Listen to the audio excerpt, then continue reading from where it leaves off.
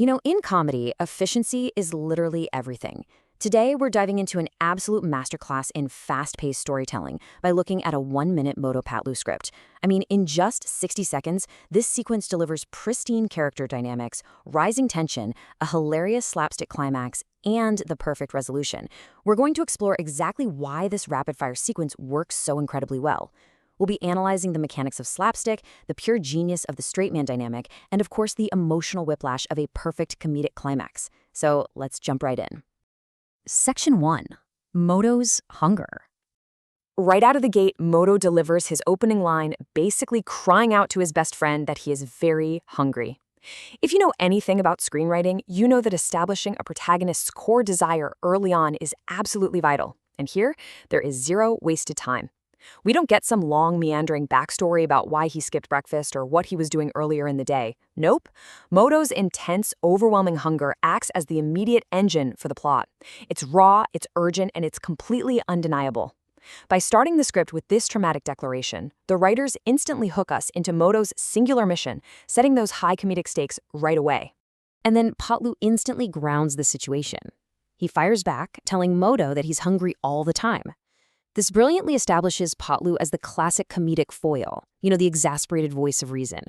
By pointing out this constant hunger, the script actually transforms what could be an isolated craving into a recurring character flaw. It basically tells us, the audience, that this isn't just a one-off emergency, but a daily struggle for poor Patlu.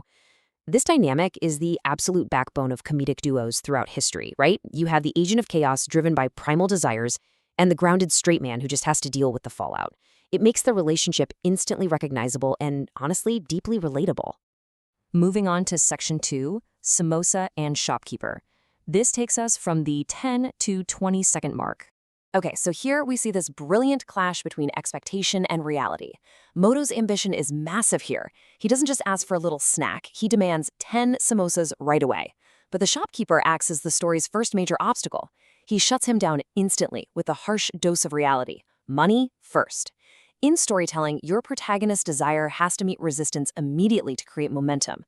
And this rapid-fire exchange does exactly that. It shifts the narrative from just a simple craving to a genuine conflict. The pacing is incredibly tight, pushing Moto straight from the comfort of his food dreams right into the transactional friction of the real world. It really raises the stakes of his hunger. Section 3. Where's the money? We're now at the 20 to 35-second mark. So Moto eagerly checks his pockets, but boom, disaster strikes. He cries out wondering where his money went. Now this represents a sudden, sharp reversal of fortune, which is a fundamental mechanic in comedy. In a split second, Moto plummets from the dopamine high of anticipating a massive feast to the sheer existential panic of completely empty pockets. It's a fantastic pivot that just pulls the rug right out from under him. Because suddenly the story isn't just about buying food anymore, it's about a sudden loss.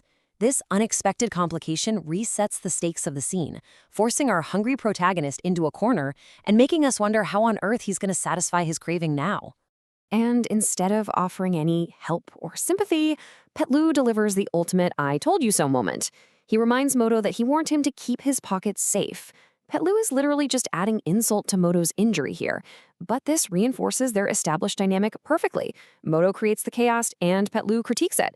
It creates this highly effective secondary layer of humor where we can laugh not just at Moto's tragic loss, but at Patlu's complete and utter lack of sympathy. It's a great reminder that in slapstick comedy, your friends aren't always there to help you up. Sometimes they're just there to point out exactly why you fell. Next up is Section 4, Dog and Free Samosa. This covers seconds 35 through 50. Now this sequence is a masterclass in emotional whiplash, packed into just 15 seconds. Check this out. At 35 seconds, Moto is completely defeated, but then the universe suddenly throws him a literal lifeline when a samosa drops to the ground. By 40 seconds, he is absolutely jubilant, celebrating this free twist of fate. But hey, great comedy requires tragedy, right? At exactly the 45-second mark, right at the absolute peak of his joy, right as he reaches out for his salvation, a dog snatches the samosa and runs away.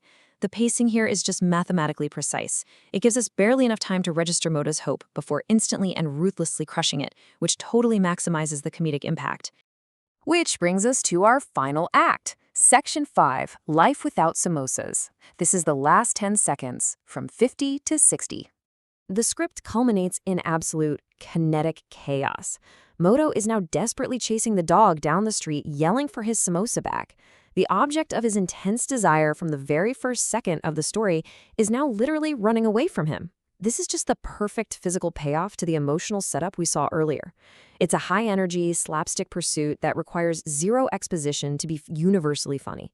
I mean, the image of a grown man chasing a stray dog for a single dropped snack perfectly encapsulates Moto's utter desperation.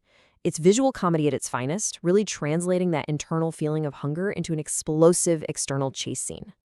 And while Moto is in severe distress, Patlu is entirely amused by the whole thing. He delivers a devastatingly funny punchline, laughing and pointing out that it looks like it's the dog's party today.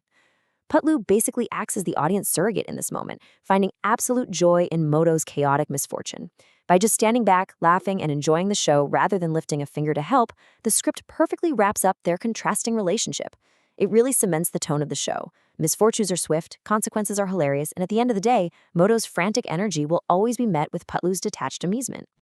And that brings us to the very end of our 1-minute script. Capping off with this dramatically profound realization from Moto, life is incomplete without samosas. This is just brilliant character writing. It elevates a really simple gag about a stolen snack into a statement of deep personal philosophy. Moto isn't just hungry. He is fundamentally devoted to this food. It teaches us that the best comedic characters treat their silly desires with life-or-death seriousness. So, as we wrap up this breakdown of pacing, conflict, and slapstick timing, I gotta ask you, what is the one thing in your life that you would chase a dog down the street for? Because without it, your life would genuinely feel incomplete.